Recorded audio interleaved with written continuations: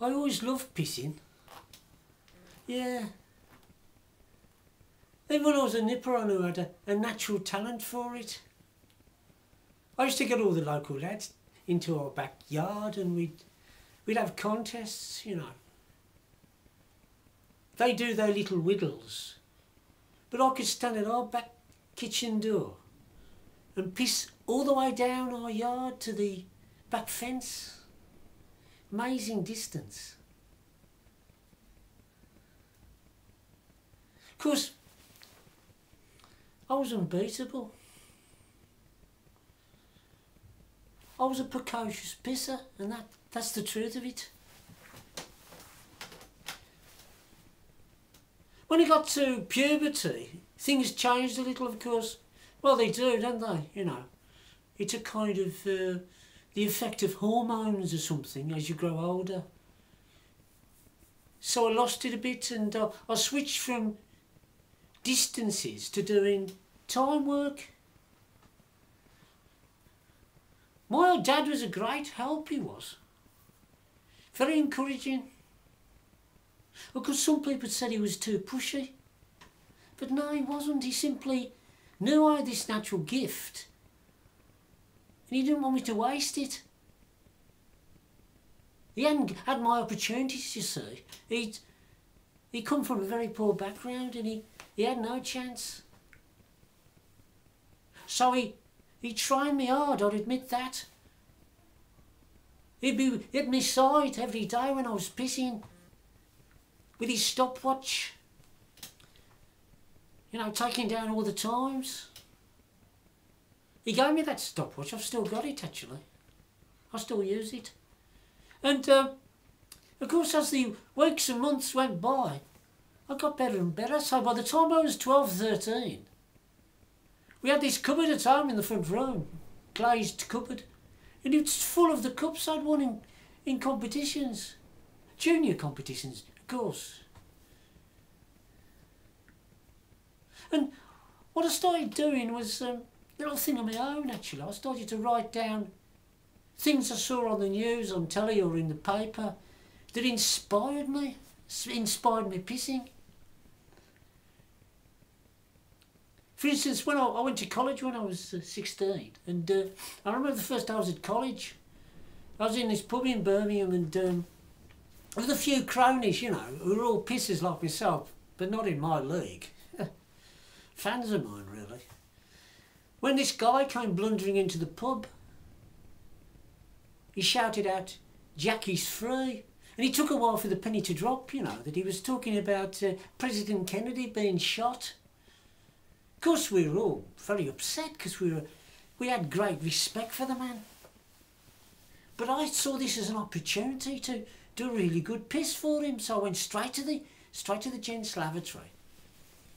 Got me stopwatch out, my much-used stopwatch, and I did 2 minutes 50 seconds, which actually equalled the British national record, junior record, of course. And of course it was unratified because, you know, there's no observer there. But anyway, I did it in competition within the next few months. By that time I was attracting a huge amount of attention. There was even sending managers from a variety of pubs to see me in competitions. You know, transfer fees were mentioned, and it looked like I had a rosy future, a career based on pissing. It went to my head, that was the trouble. I was a very young lad, you see. And I didn't listen to anybody, even my dad. I thought I knew the lot. I started going out, drinking heavily, you know, with a bunch of cronies, hangers-on. And it was one of these nights I was out and, well, I'd never been that interested in women, you know, because my only love was pissing, yeah. Just like one of these nights I met this girl, very attractive she was, very sexy girl. I fell for her, you know, completely. I was very inexperienced. And as luck would have it, she got pregnant. things started going downhill really after that. We got married. I mean, I don't think marriage and pissing mix. You can have one or the other, but not both. And then the kiddie came along. Little boy. So I had to get a job. And we got a little house together and, well, family responsibility took over. A couple of years later, I was looking back and thinking, where's me pissing gone to? You know, I hadn't pissed competitively for, I couldn't remember when. I got very depressed. In fact, I had a breakdown. Yeah, I was completely out of it for a couple of years. My wife left me. And we got divorced and she got custody of the lad. I was homeless, you know, I was virtually on the streets. I was only saved by one of my old pissing chums who let me use his sofa in his flat, put me up.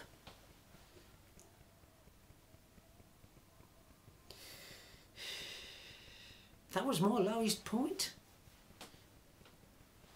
Anyway, I still had a bit of willpower left and I started to go to very mundane little pissing competitions, you know, in the lavatories of backstreet pubs. More to observe than to take part. But it was at one of these when I was surprised to see this attractive girl over the other side of the crowd, and she became my future wife. I mean, she was completely different. She was a complete enthusiast for pissing. You won't find a bigger fan anywhere. And she persuaded me, as I got to know her, that I still had a future in pissing. Maybe not as I was in my glory days, because it's a young man's game. But there are senior leagues now, you know, for old guys who are past their best, but they're still enthusiastic about the game, the old game. And I started taking part in those competitions, and it was wonderful to be standing there next to a row of old pissers. You know, the competitive spirit was still in me. I still got that thrill of the contest. And I started helping younger kids. You know, I used to go to youth clubs at night and give these young boys a helping hand with their pissing. And I also took an interest in the news still, you know, what was going on in the world, and I'd get inspired by certain events like the fall of the Berlin Wall, for instance, or when Nelson Mandela got released, you know, from captivity. I did a good time then. Yeah, things were beginning to go well. And then something happened that, well, altered everything, really. Princess Diana, you know, I was in bed that morning with the wife and we turned the radio on and heard the terrible news. We were shattered. Well, everybody was, weren't we? But I knew what I had to do. I was straight out of that bed, into the lav, standing above the toilet bowl. I thought, this one's for you, Diana. But although I strained like mad, all I could do was 45.6 seconds. Oh, that was a bitter disappointment. I felt ashamed. I'd let down the people's princess. And when I told the wife, well, she tried to, as she would, try to cover up her disappointment, but now she was heartbroken, what with, you know, Princess Diana being killed, and then this on top of it. It was too much for her. She was quite frail in some ways. Then the phone rang. I nearly didn't pick it up. Anyway, I did, and it was my lad. I hadn't spoken to him for 2 or 3 years. We had differences about things in the past to do with his mother. He said, "Dad, I heard about Diana and I know how to have a piss." I said, what time did you make? I couldn't help asking, you know, it's sort of natural. And he said, "You won't believe this, Dad, I got 5 minutes. Well, I couldn't believe it at first, but when it sunk in, I realised that was the British national record. He'd equalled it. And he'd recorded it on video too. So it was ratified. Of course I broke down. I couldn't speak on the phone. I just broke down in tears. When I pulled myself together and told the wife, well, she was ecstatic, jumping about. She was ecstatic. Jumping about, I remember it. It was a wonderful moment. Of course, I saw a lot of my son after that. Yeah, we got together regular. Pissing together 2 or 3 times a week. Great times they were. Of course, I wasn't in his league. You know, he got... Oh, blimey, British champion record, for God's sake. But I was so happy again. I was relaxed.